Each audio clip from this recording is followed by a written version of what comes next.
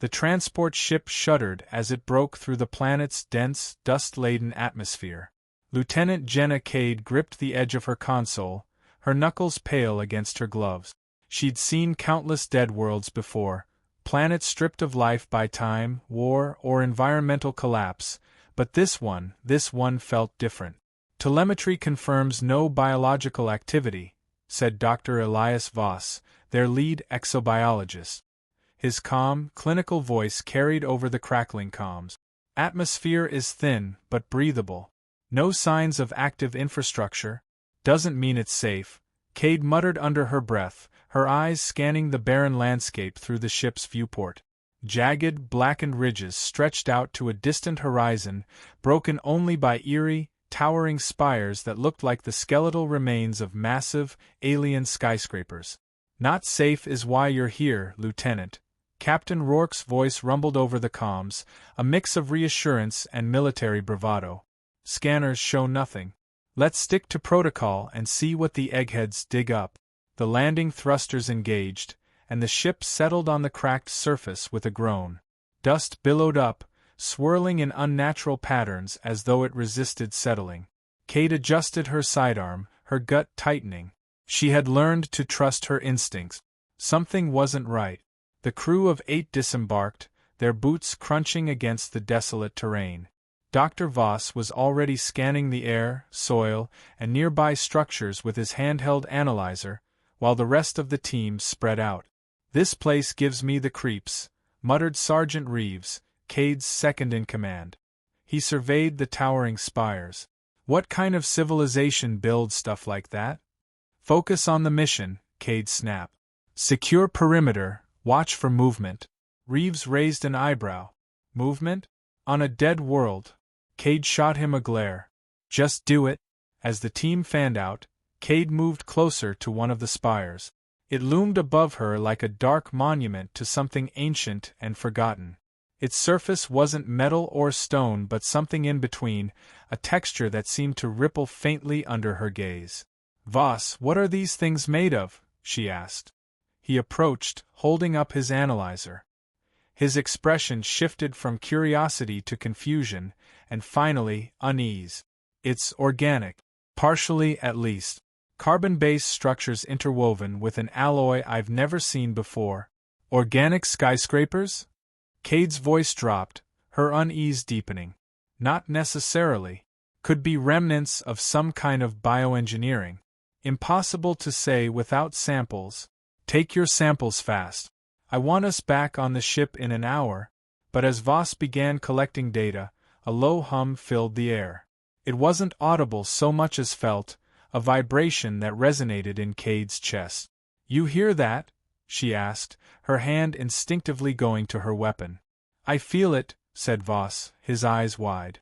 Before she could give the order to regroup, Private Nia Vasquez's voice crackled through the comms. Lieutenant? You might want to see this." "Report," Cade barked.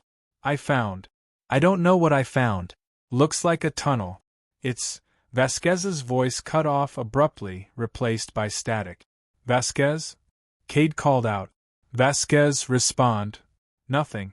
Reeves with me. Everyone else hold position," Cade ordered, her pulse quickening. The two of them sprinted toward Vasquez's last known location. They found her standing at the edge of a massive chasm that hadn't been visible from above, its opening concealed by the dust. The tunnel descended at a sharp angle, its walls lined with the same strange, semi-organic material as the spires. Vasquez stood frozen, her weapon drawn but pointed at nothing. "What happened?" Cade demanded. Vasquez turned to them, her face pale. "I swear, Lieutenant, I saw something move down there. Something big." Cade peered into the darkness, her grip tightening on her sidearm. "Could have been a dust illusion. Stay sharp. Reeves, secure a line back to the ship and—" A sudden, guttural roar erupted from the chasm, followed by a wave of warm, fetid air that reeked of decay.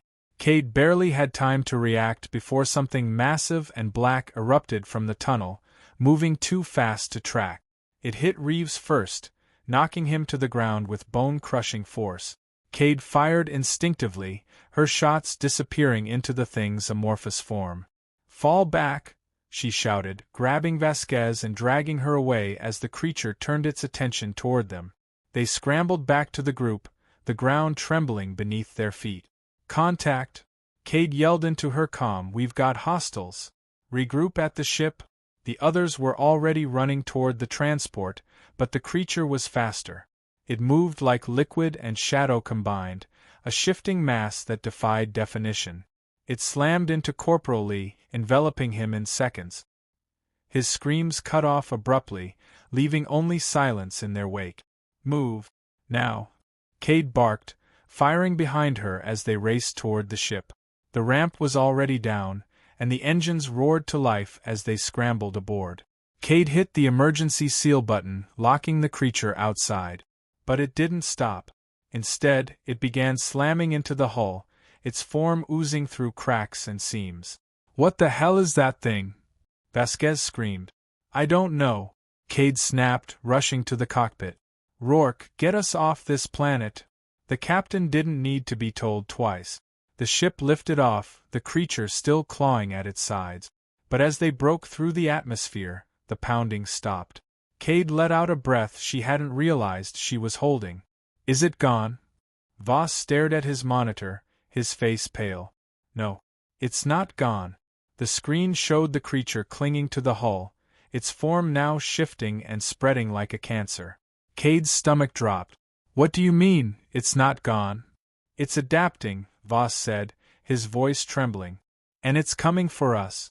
The ship's alarms blared, a shrill, unrelenting reminder of their impending doom. Lieutenant Cade sprinted to the central command console, barking orders as chaos erupted around her.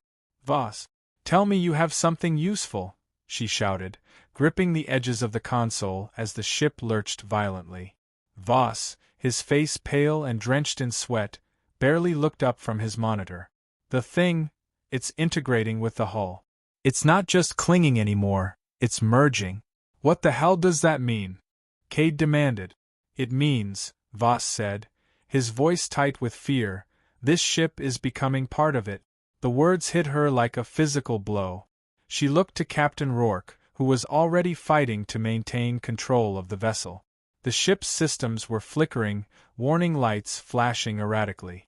"We've got structural breaches on Deck 3, Reeves shouted from the back. "That thing's trying to tear us apart from the inside." Cade gritted her teeth. "Everyone, arm up. If it's on the ship, we kill it. Voss, you figure out how to stop this thing, fast." She barely finished her sentence before the first screams echoed from the lower deck. Cade led the charge down to Deck 3, her pulse rifle tight against her shoulder. The lights were flickering, casting long, disjointed shadows that seemed to stretch and move on their own. The air was thick and humid, carrying a stench of rot and burning metal. "Stay tight," she ordered, her voice low but firm. "Eyes open. If you see anything, shoot first." They moved in formation, the sound of their boots echoing ominously through the narrow corridor. As they rounded a corner, they found the source of the earlier screams. 2 crew members, or what was left of them, fused into the wall. Their bodies were twisted and contorted, their faces frozen in expressions of terror. Vasquez gagged, turning away. "Oh my God!" Cade forced herself to look, her stomach churning. "It's using them. Consuming them. We can't let this thing spread." Before anyone could respond, the walls began to shift. The organic material that had been creeping into the ship was moving now, pulsating with a sickly, greenish light. "Contact!" Reeves shouted, firing at the wall as part of it peeled away, forming into a jagged, grotesque appendage that lashed out like a whip. The team opened fire, their weapons lighting up the corridor. The creature recoiled, but not before one of its appendages struck Vasquez, pulling her into the writhing mass.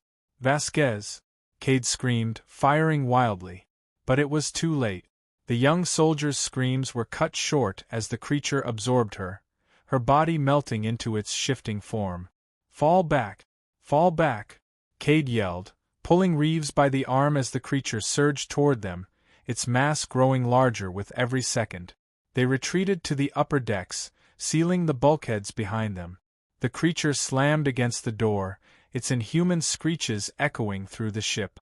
"Lieutenant," Voss's voice crackled over the comms, "you need to get to the lab. I think I've found something." Cade didn't hesitate. "Reeves, hold the line. Buy us time." "Got it, but you'd better hurry," he replied, his voice grim. Cade sprinted to the lab, finding Voss hunched over his equipment, his hands trembling as he adjusted the controls. "What do you have?" she demanded, slamming the door shut behind her. "It's not just a creature," Voss said, his words tumbling out in a frantic rush. "It's a hive mind. Every piece of it is connected. It's like a single organism spread across multiple forms. And it's evolving." Cade felt a cold dread settle over her. "How do we stop it?" Voss hesitated, then pointed to a canister on the table. It's an experimental energy disruptor. If we can overload it, the pulse should destabilize the creature's structure." But what?" Cade snapped. "It'll take out the ship too," Voss admitted, his voice barely above a whisper. Cade clenched her fists. "That's not an option. There has to be another way." Voss shook his head. "If we don't do this, it'll spread. If it gets off this ship and onto another world." He didn't need to finish the sentence. The implications were clear. Cade closed her eyes, her mind racing. "Can we buy more time? Rig the pulse to detonate after we've evacuated?" Voss hesitated. "Maybe. But we'll need someone to stay behind to arm it manually." Before Cade could respond, the comm crackled to life. "Lieutenant, we've got a big problem," Reeves shouted. "It's breached the upper decks. It's everywhere." Cade grabbed the canister, shoving it into a satchel. "We're out of time. Let's go." The corridors were chaos. The creature had infiltrated nearly every part of the ship, its mass spreading like a living infestation. Cade and Voss fought their way back to the command deck, their weapons blazing. They found Rourke still at the helm, fighting to keep the ship stable as the creature continued to integrate with its systems. "We have a plan," Cade said, slamming the satchel onto the console. "But it's not pretty." Rourke glanced at the canister, then back at her. "You're serious? Do you have a better idea?" Cade shot back. Rourke sighed, his shoulders slumping. "Let's do it." As Voss worked to rig the disruptor to the ship's core, the creature began to breach the command deck. Tendrils of black, shifting mass oozed through the walls and ceiling, forming grotesque appendages that lashed out at anything in their path. "Hold them off," Cade shouted, firing at the approaching tendrils. Reeves burst onto the deck, covered in blood but still standing. "We're out of time, Lieutenant." "I know," Cade barked. "Voss, how much longer?" "Just a few more seconds," he shouted, frantically typing into the console. The creature surged forward, a massive, amorphous form that filled the room. Cade and Reeves emptied their weapons into it, but it didn't stop. "Done," Voss shouted, slamming the final command into the console. "Let's move," Cade ordered. They ran for the escape pods, the creature close behind. As they launched into the void of space, Cade watched through the viewport as the ship detonated in a blinding flash of light. The shockwave rocked their pod, and for a moment there was only silence. Then Voss spoke, his voice shaking. "Do you think we got all of it?" Cade stared into the endless expanse of space, her jaw tight. "I don't know." But deep down, she couldn't shake the feeling that it wasn't over. Not yet. The escape pod's silence was deafening, broken only by the faint hum of its life support systems. Cade, Reeves, and Voss floated in a cocoon of tension, each one grappling with the weight of their narrow escape. The ship's detonation had been absolute, leaving nothing but a scattering of debris against the endless void of space. But the creature's horrifying persistence haunted Cade's mind. It wasn't just the memory of its relentless attack, it was the gnawing uncertainty. Creatures like that didn't just die. Not completely. "How's the beacon?" Cade finally asked, breaking the silence. Voss fumbled with the pod's communication console. His fingers shook as he input a series of commands. "Distress signals broadcasting. Closest fleet should pick us up in..." He paused, reading the data. 18 hours. 18 hours. Reeves groaned, his voice heavy with exhaustion. That's a long time to sit and wait with, whatever that thing was fresh in our heads. It's all we can do, Cade said, her voice firm but weary. We're lucky to be alive. Reeves shot her a look, his bloodshot eyes dark with frustration. Are we, though? Because right now, I'm wondering what's worse, dying back there, or sitting here with nothing but time to think about what we just saw. Cade didn't respond. The truth was, she wasn't sure either. Hours crawled by in an uneasy limbo. Voss worked obsessively at the console, trying to make sense of the scattered data he'd managed to salvage before the explosion. Reeves sat in silence, staring out the viewport into the black abyss, his rifle clutched tightly in his hands. Cade paced the cramped space, her mind racing. Something felt off. The air in the pod seemed heavier, carrying a faint, acrid scent that hadn't been there before. She tried to dismiss it as paranoia, but the unease gnawed at her. Voss, she said sharply, snapping him out of his focus. Anything unusual in the life support systems? Air quality, pressure, anything? Voss blinked at her, confused. Not that I can see. Why? Something's wrong, Cade muttered, her eyes narrowing. I can feel it, Reeves snorted. Maybe we're all just losing it. Can't blame us after what we just went through. Cade was about to respond when a faint thud echoed through the pod. All three of them froze. Did you hear that? Voss whispered, his voice trembling. Another thud. Louder this time. It came from the pod's rear hatch. That's impossible, Reeves said, his voice tight with panic. We're in space. Nothing should be out there. Cade moved quickly, grabbing her rifle. Stay alert. Voss, check the external cameras. Voss's hands fumbled over the console as he brought up the external feed. The screen flickered to life, showing the pod's smooth, reflective hull, and something else. A shadow. It moved across the surface of the pod with unnatural fluidity, its shape shifting and writhing as if it were alive. Oh no, Voss whispered, his voice barely audible. Cade's stomach dropped. It's here. It survived. The pod lurched suddenly, throwing them off balance. Alarms blared and the lights flickered. The shadow on the screen began to spread, its dark tendrils creeping across the hull like an oil slick. It's trying to get in, Voss shouted, his voice breaking with fear. Reeves fired at the rear hatch, as though sheer defiance could keep the creature out. We can't fight that thing in here. We don't have a choice. Cade barked, steadying herself against the wall. Voss, is there any way to eject the infected section of the pod? Voss shook his head frantically. Not without compromising the whole pod. We'd lose life support, navigation, everything.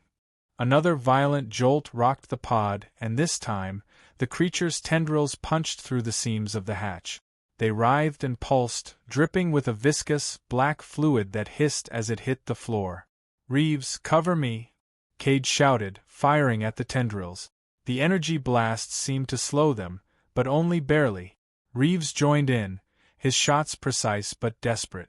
This isn't working! Voss screamed as one of the tendrils lashed out, wrapping around his leg. It pulled him toward the breach with terrifying strength. Voss! Cade lunged, grabbing his arm and pulling with all her might. Reeves fired at the tendril, severing it. The black fluid sprayed across the walls, sizzling on contact. Voss collapsed onto the floor, clutching his leg in pain. We can't hold it off, Reeves shouted, panic creeping into his voice. Cade's mind raced. They needed a plan, something drastic.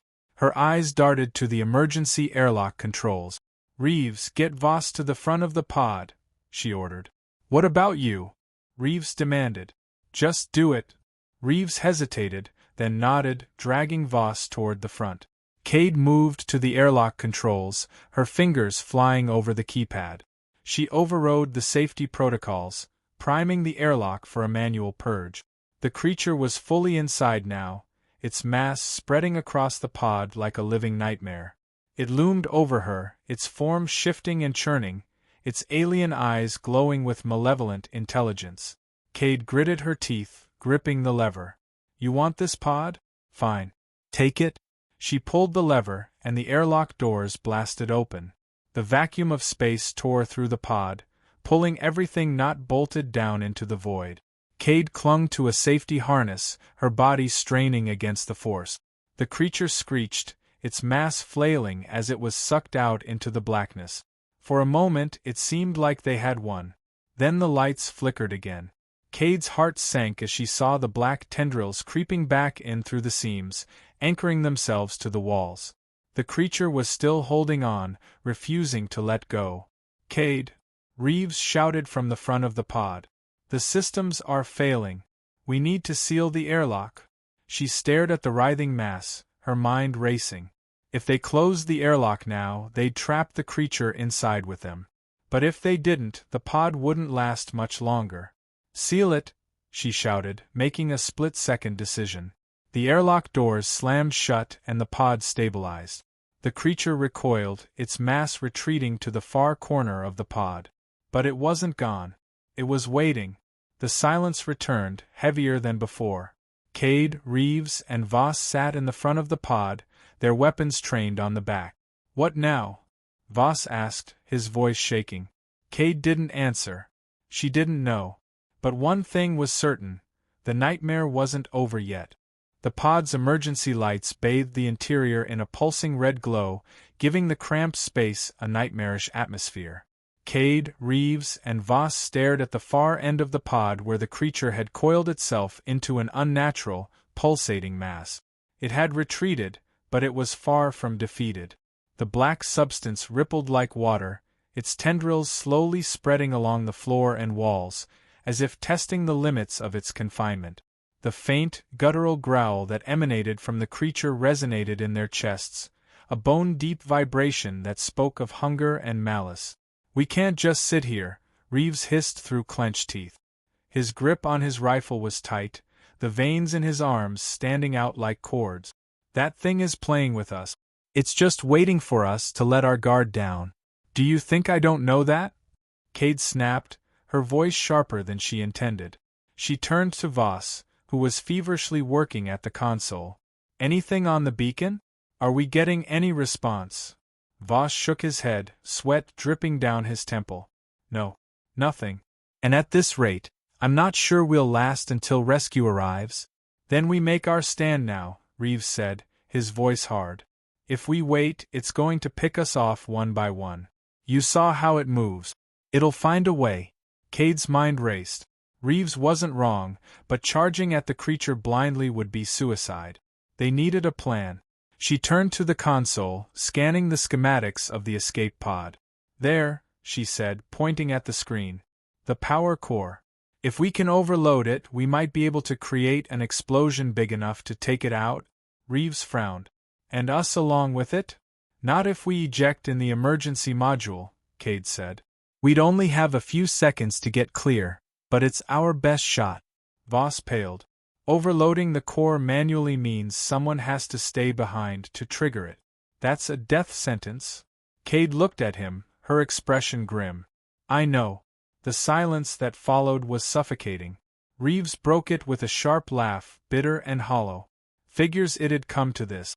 We survived that hellhole of a planet, and now we're deciding who gets to play martyr." "It's not up for debate," Cade said firmly. "I'll do it." "No," Reeves snapped. "You're the one who got us this far. You don't get to throw that away now." "She's right," Voss interjected, his voice shaking. "We wouldn't have made it without you, Cade. But I can do it. I'm the tech guy, right? I know the systems better than anyone." Cade opened her mouth to argue, but the creature let out a deep, resonant growl that silenced them all. Its tendrils were inching closer, growing bolder. Time was running out. "There's no time to argue," she said, her voice low but commanding. "Reeves, Voss, get to the emergency module." "That's an order." Reeves hesitated, his jaw clenched, but the look in Cade's eyes left no room for debate. He grabbed Voss by the arm and pulled him toward the module. "Cade," Voss started, but she cut him off. "Go. Now." As the hatch to the emergency module sealed, Cade turned her attention to the power core. The console blinked with warnings as she bypassed the safety protocols, her fingers flying over the controls. The creature sensed the change. Its mass surged forward, its tendrils slamming against the walls with terrifying force. "Come on, you bastard," Cade muttered under her breath, her hands steady despite the chaos around her. "You want me? Here I am." The core began to hum, its energy building to critical levels. The lights in the pod flickered wildly, and the air grew heavy with the charge of impending destruction. The creature lunged, its form shifting into a grotesque, humanoid shape as it closed the distance. Cade fired her rifle, the blasts tearing into its mass but barely slowing it down. The console beeped, signaling the core's imminent overload.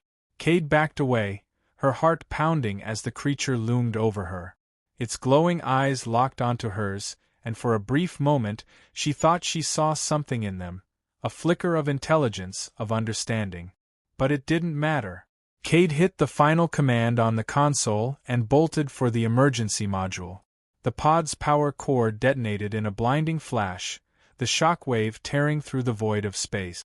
The emergency module was propelled forward, spinning wildly as it escaped the blast radius.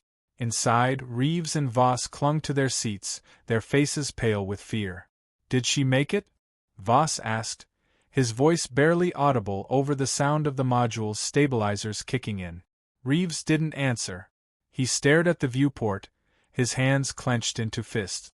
The explosion faded, leaving only silence and the faint glow of distant stars.